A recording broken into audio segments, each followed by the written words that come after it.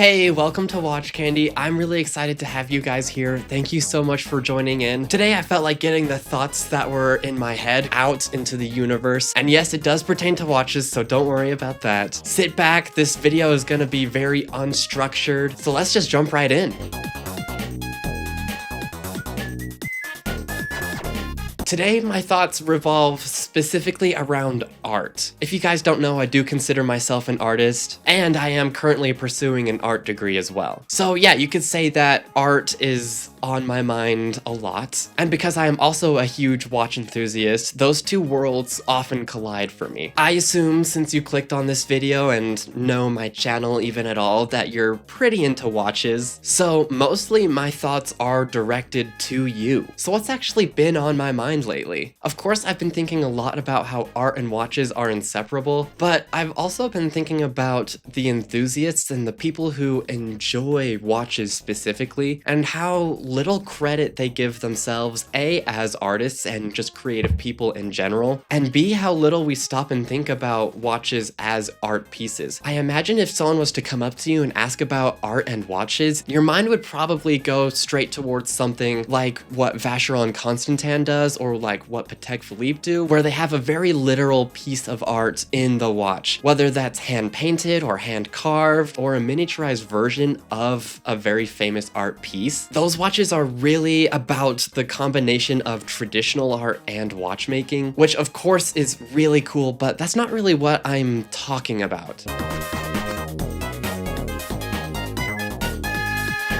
A lot of people enjoy watches because of history and functionality, and of course those are both very worthy facets of watch enjoyment. When reviewers, myself included, talk about watches, they often talk about the design, how the case is finished, the shape of the dial, the colors, everything that goes into the overall visual aesthetic of the watch. But very rarely do I hear people acknowledge that part of design as art. And you know, it makes sense. It doesn't fall into what we see as like traditional art. It's not a painting, it's not sculpture, it's not a drawing. So I feel like a lot of people really miss an opportunity to appreciate watches. They're too caught up in where that watch lies as far as the brand, as far as the messaging, and they study that watch more as like a business proposition than a three-dimensional wearable sculpture. Now, like I said, there's nothing wrong with that approach. Absolutely nothing wrong. A really good example of this that is well known and current is the new Omega Planet Ocean release. It got met with so much confusion. While I understand confusion about like price segments and things like that, I really didn't understand why people were so flabbergasted about the new design. Yes, it is new, it's different, but that's a good thing, especially from a brand like Omega that's very much known for recycling designs. I think it's really important to celebrate this new watch and be excited about it. You know, this watch wasn't designed by a machine, it was designed by a person with intent.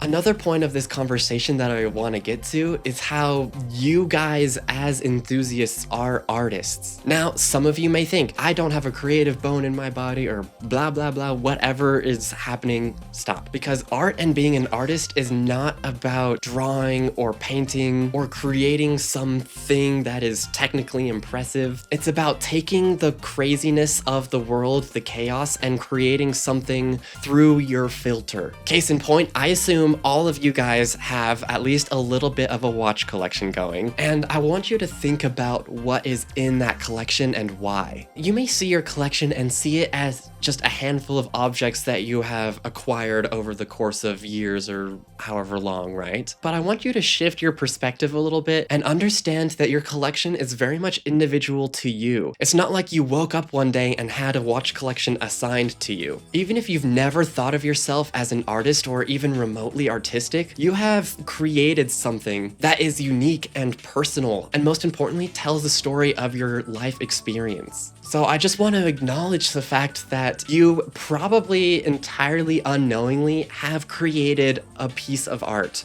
And the best part is that art is made of watches that you get to enjoy. What I like to do sometimes is think about my collection and consider what someone might assume or infer about me based off of my collection alone. I think it's interesting how accurate and self-reflective that can be. For example, I just released a video about my vintage watch collection. You should absolutely check that out. But as I was doing that video, I realized just how much of me I could see in that collection, even though it's just a subgenre of my overall larger collection. I saw the places I've been to, I saw my personal tastes evolve over time, and overall I saw an appreciation for design that is unique and individual. I just think you guys need to give yourselves the artistic credit and appreciation that you deserve, and that your watches deserve.